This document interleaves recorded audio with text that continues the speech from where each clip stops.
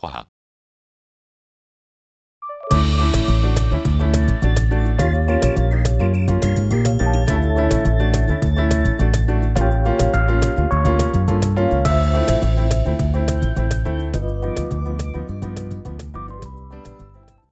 1.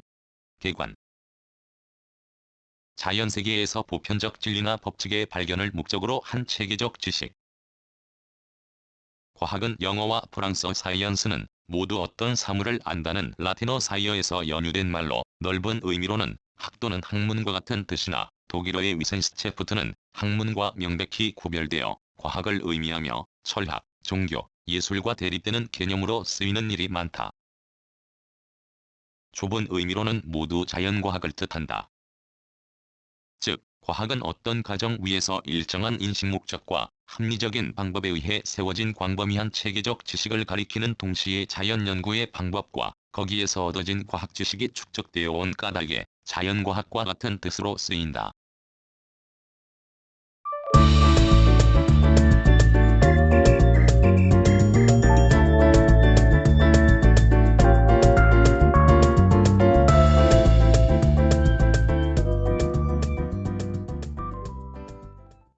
2. 정의. 과학이란 이제까지 아무도 반증을 하지 못한 확고한 경험적 사실을 근거로 하는 보편성과 객관성이 인정되는 지식의 체계여야 한다는 것이 필수 조건이다. 따라서 신학, 철학은 과학이라고 할 수 없으며 보편성이 인정되는 형식 논리학이나 수학은 넓은 의미의 과학에 들어간다. 그러나 이러한 학문은 이상과학, 형식과학, 선험과학이라고 하며 경험적 사실을 토대로 하여 성립된 경험과학과는 대립된다. 따라서 우리는 일반적으로 과학방법론상 이 경험과학을 과학이라고 한다. 경험과학은 일반적으로 자연과학과 사회과학으로 나눈다. 한편 빈델반트나 릭게루트는 자연과학은 설명적 과학이고 역사과학 또는 문화과학은 기술적 과학이라 부르고 있으며 븐트는 체계적 과학과 현상론적 과학 또는 자연과학과 정신과학으로 분류하고 있다. 물론 공학이나 의학 같은 응용과학도 과학에 속한다.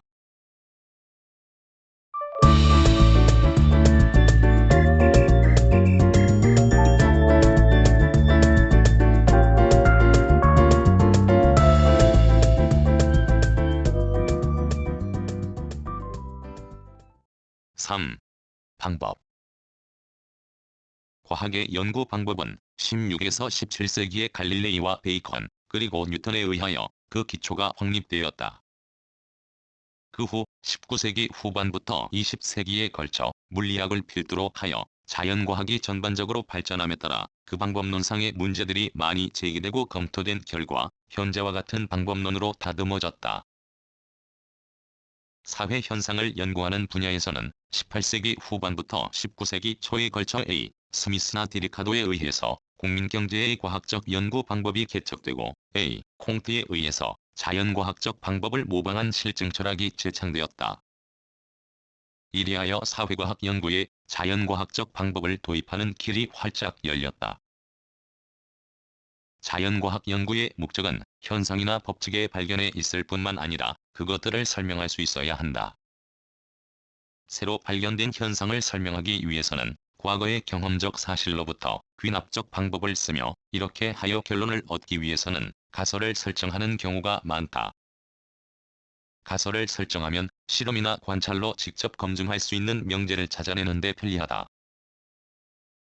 법칙도 일단 가설로 제시될 수 있으며 그 법칙이 확실시될 때 새로운 법칙이 발견되는 것이다. 어떤 법칙, 다시 말해서 가설에 따른 예언은 무제한으로 있을 수 있으며 그것이 실현되었다고 하여 반드시 절대적 진리라고는 할 수 없다. 몇 가지 가설과 그에 관련되지 않는 경험적 사실을 토대로 하여 더 보편적인 가설 또는 법칙을 발견할 수도 있다. 가설은 경험적 사실로부터 귀납됨으로써 일반화된다. 가령 원자 구조의 가설을 설정하는데 태양계를 모델로 삼았던 것과 같이 가설은 어떤 모델로부터의 유추라고 할 수 있다.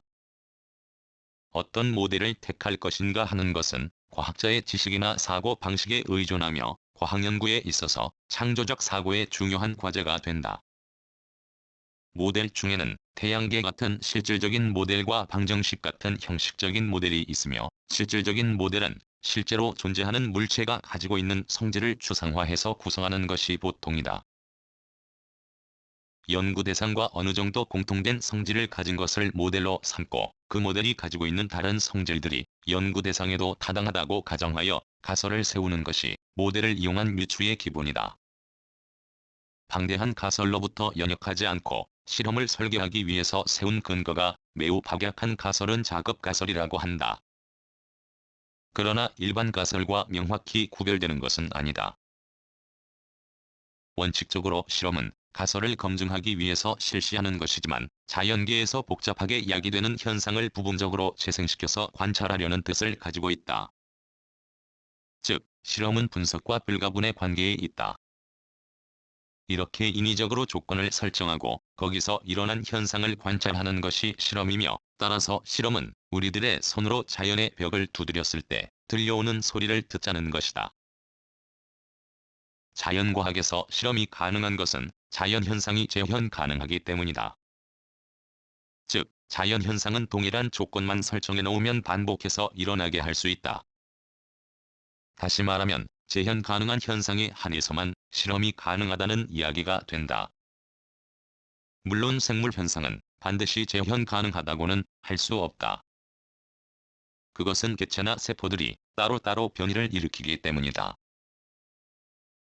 이럴 때 변이 통계를 인용하거나 어떤 조작을 한 것과 하지 않은 것을 비교함으로써 실험할 수 있다. 예전에는 사회 현상은 단 한 번만 일어나는 것으로 간주하여 실험이 불가능하다고 생각했지만, 생물학에서의 실험과 비교해 볼 때 실험적 방법의 적용이 전혀 불가능한 것은 아니다. 뉴턴 역학에서는 측정 가능한 기본 개념으로서 시간, 공간, 질량을 설정하고, 다른 모든 개념은 이들 기본 개념에서 유도된다. 숫자로 표현되는 개념은 주관성을 떠나서 객관적이며 누구에게나 똑같이 이해된다는 뜻에서 보편성을 가지고 있다. 법칙이 방정식으로 표시되고 가설의 실험적 검증이 엄밀히 이루어질 수 있는 것은 모두 이 보편성 때문이다.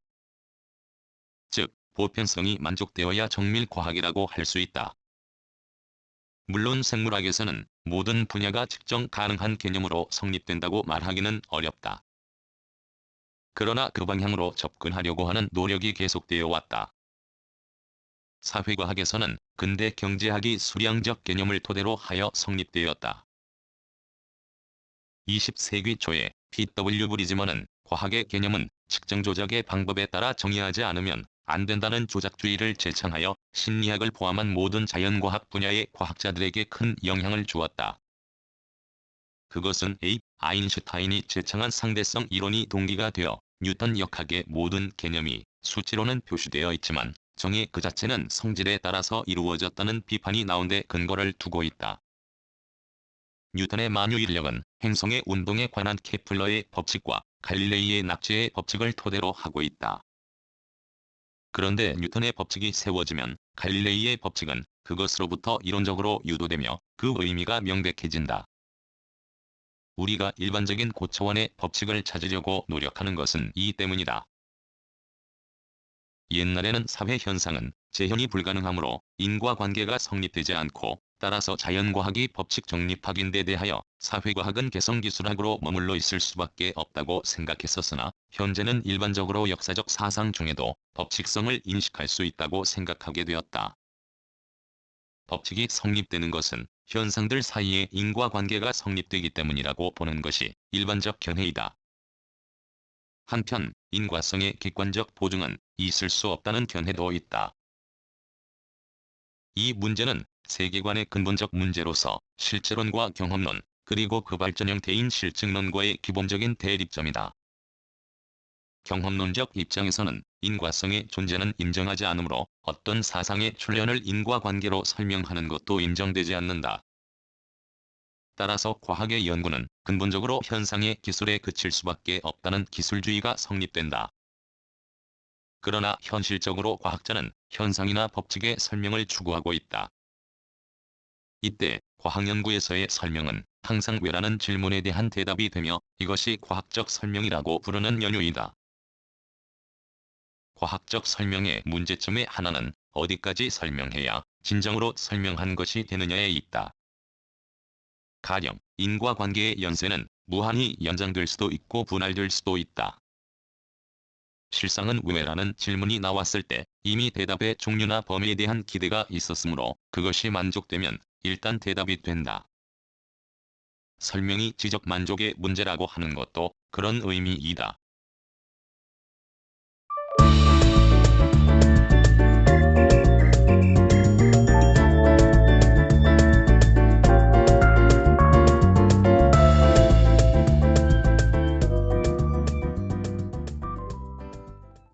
사. 철학. 과학에 대한 철학적 고찰 또는 그 철학적 기초를 부여하는 학문이다. 즉, 과학적 탐구의 과정에 포함된 요소를 설명하고 형식논리학과 실제로 통용되는 방법론, 형이상학 등의 관점에서 그 요소들의 타당성을 연구하는 것이다.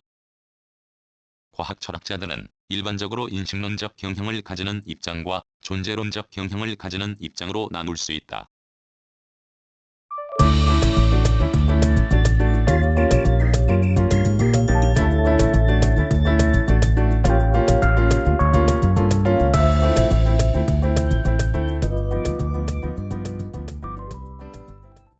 5.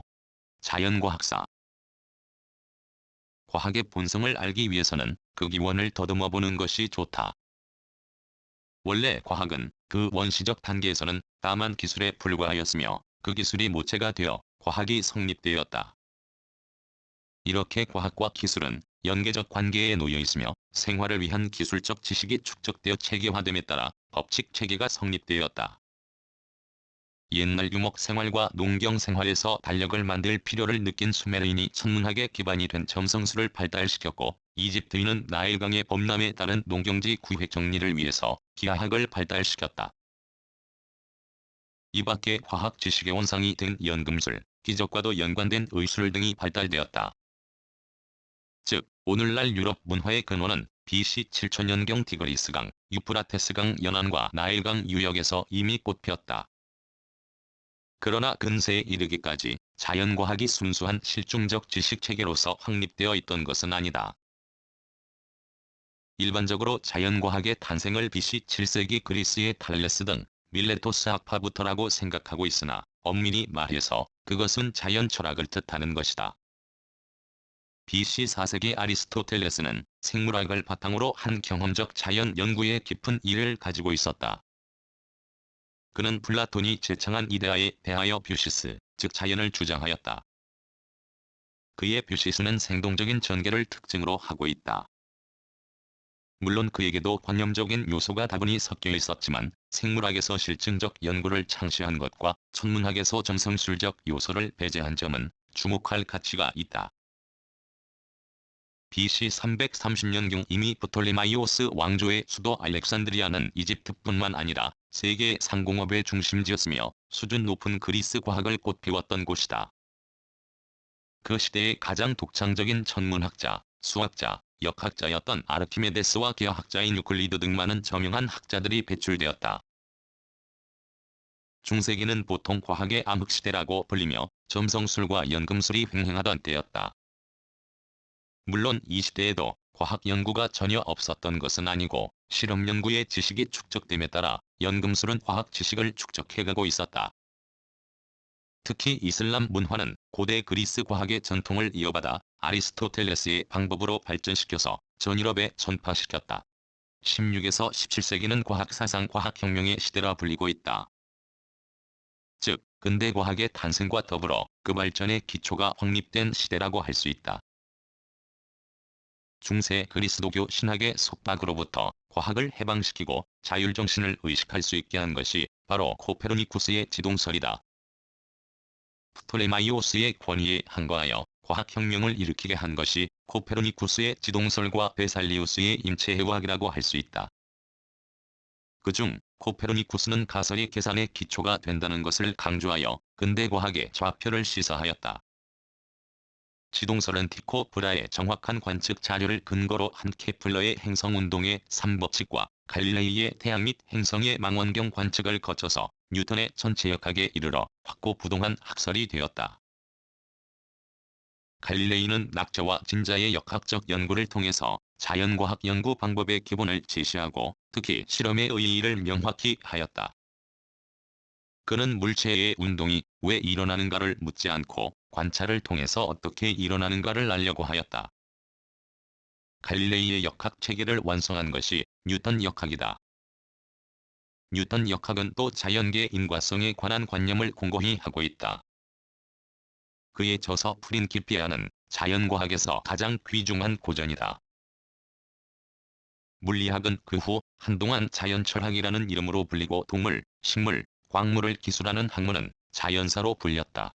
W. 길버트와 뉴턴, C. 호이겐스 등은 빛과 저기를 연구했으며 알보일은 원소의 개념을 실험을 통하여 정의함으로써 연금술을 탈피하고 화학의 본질을 제시했고 W. 하비는 혈액순환의 원리를 연구함으로써 L. 데카르트의 생명기계론을 재촉함과 동시에 실험생리학의 길을 열어놓았다. 18세기에 들어와서 뉴턴은 역학의 수학적 전개와 관련해서 미분학의 발견의 우선 문제로 G.W. 라이프니츠와 심각한 논쟁을 벌이기도 했으며 이 시기에 디베르누이, 엘로일러, J. 라그랑지, P. 라플라스 등 저명한 수학자들이 대거 배출되었다. 근대화학의 기초는 플로지스톤설을 타파하는 것으로서 시작되었다. 즉, J. 블랙, H. 캐번디시, J. 프리스틀리 등이 산소, 수소 등 많은 새로운 원소를 발견한 데 이어 A. 라구아지에가 플로지스톤설을 부인하고 원소의 개념을 명백히 했을 뿐 아니라 질량불변의 법칙을 제시함으로써 근대화학의 토대가 확립되었다. 18세기 후반에 들어와서 칸트와 라플라스가 천체의 기원에 관한 성운수를 제창하였으며 프랑스를 중심으로 발달한 생물진화 사상은 19세기 초에 J. 라마르크의 진화론을 탄생시켰다. 이 진화론의 발전에는 자연현상의 인과성에 관한 관념이 배경을 이루고 있다. 지표의 역사에 관한 J. 허튼이 학설은 후에 시라이엘의 지질학에 큰 영향을 주었다. 18세기 후반에 일어난 산업혁명은 19세기에 들어오면서 급속도로 진행되어 자연과학 전반에 걸쳐 현저한 발전을 하게 하였다. 19세기 초에 J. 돌턴은 원자가설을 제창했고 A. 아보가드로는 분자가설을 제기하였다. 원자의 사상은 고대부터 있었으나 측정 가능한 원자량의 개념이 명확해지고 자연현상이나 법칙의 설명원리로서 확립됨에 따라 비로소 가설로서 성립되었다. 1860년대에 디멘델레예프는 원소의 주계율을 발견하고 미지의 원소를 예언하는 동시에 원자 자체에 어떤 구조가 있어서 분할이 불가능한 입자가 아닐지도 모른다는 것을 암시하였다. 한편 18세기 말부터 빛, 전기, 열 등의 현상을 널리 연구하게 되어 태영은 빛이 횡파라는 것을 밝혔고 열은 증기기관의 발명 이래 중요한 연구 대상이 되어왔으나 K. 마이어와 H. 헬름홀츠가 에너지 보존의 법칙을 제시한 후 열이 본질 문제에 관한 기체분자운동론이 물리현상의 동기적 방법의 필연성을 제시함으로써 과학론의 새로운 문제를 던졌다. 전자기의 연구는 M. 패러데이가 추진시켰으며 J. 맥스웰은 빛의 전자기파설을 제창하였다. 빛의 매체로서 생각하여온 에테르가 부정됨으로써 뉴턴 역학을 기초로 한 고전 물리학으로는 설명할 수 없는 현상이 발견되어 1900년에 엠플랑크의 양자론이 1905년에 아인슈타인의 특수 상대성 이론이 제시되었고 19세기 말에 전자의 발견과 퀴리 부인의 방사성 원소의 발견을 근거로 하여 엔보어와 이러더퍼드는 원자 구조를 밝힘으로써 물리학의 면목을 새로이 하였다. 그 후 이 슈레딩거의 파동역학 W. 하이젠베르크의 양자역학이 발표되고 또 하이젠베르크는 불확정성 원리를 제창함으로써 자연계 인과성에 관한 관념을 뒤집어 놓았다. 그 후 현재까지 소립자론 또는 물성론 등 많은 발전이 있었고 핵에너지의 평화적 이용에 관한 연구도 계속되어 왔다. 생물학에서는 1830년대에 세포설이 확립되고 그 후 다윈의 진화론이 발표되었으며 메인델의 유전 법칙이 발견되었다.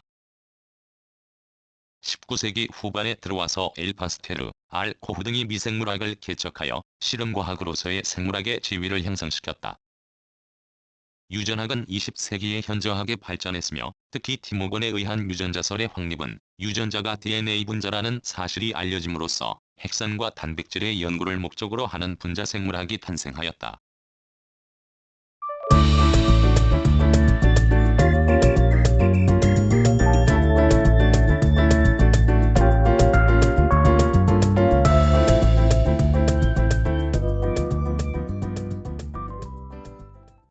6. 자연과학과 사회. 자연과학과 사회와의 관계는 상대적이며 사상면에서의 상호작용과 생산기술면에서의 상호작용의 두 면으로 생각할 수 있다. 근세 과학사상은 과학의 이상에 대하여 그 실험기술적인 면조차 외적인 것으로 보아왔다. 그러나 자연철학이 쇠퇴하고 과학의 실중성이 재창되면서부터 과학의 기술성은 도리어 과학의 내면에 속하게 되었다. 실용주의 내지 조작주의의 과학사상은 특히 실험관찰 조작의 기술성의 중점을, 논리실증주의는 논리적, 수학적 추리의 기술성에 역점을 두고 과학이론을 생각해왔다. 이 점은 현대 물리학자들에게 건전한 실제관으로서 암시되고 있다. 그들의 자연관에서는 모두 그리스의 히포크라테스나 아리스토텔레스 이후의 자연에 대한 경건한 정신을 느끼게 한다. 그리고 그들은 무기적인 자연의 단계에서 유기적인 생명의 단계로 눈을 돌리고 있다. 뉴턴 역학의 체계는 18세기 프랑스의 계몽사상의 토대가 되었고 19세기 생리학의 발달은 후에 양자 물리학의 귀결을 생명현상이나 의식의 문제에 적용하려는 움직임을 낳게 하였다. 슈레딩거는 미시물리학의 동계적 법칙성으로 생명현상을 설명할 수 있다고 생각하고 H. 드프리스의 돌연변이설을 들어 유전자 속의 양자의 변동으로 설명하고 있다. 또 보나디에르다는 생명의 본질과 그 물리화학적 분석이 양립되지 않는 관계를 양자 물리학의 상보성 원리로 설명할 수 있다고 생각하고 한 걸음 더 나아가서 주관과 객관을 분리할 수 없는 것과 인과적 결정성과 자유의사가 모순되지 않는다고 생각하였다. 그런 관점으로 보아 하이젠베르크의 사상에서 볼 수 있는 니힐리즘도 공감을 준다. 생물학의 연구와 생명과는 이렇게 상호작용을 하고 있다.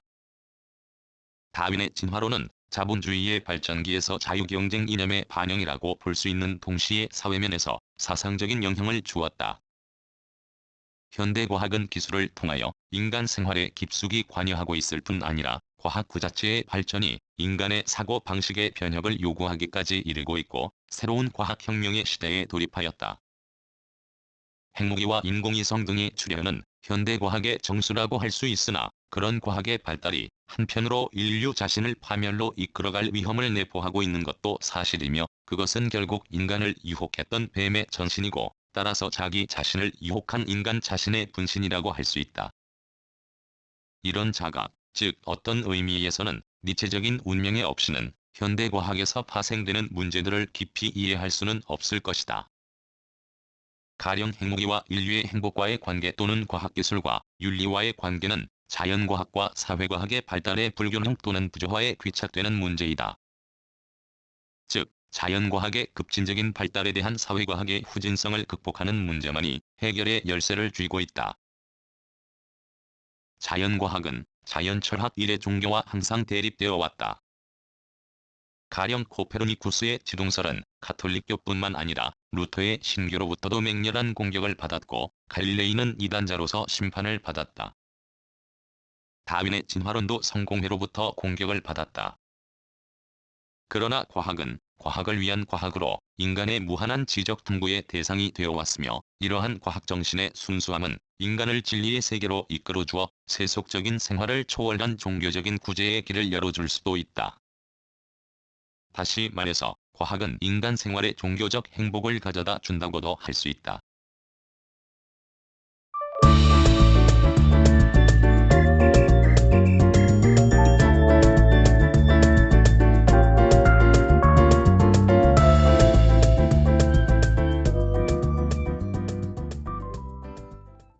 구성, 나그네 구석구석 여행.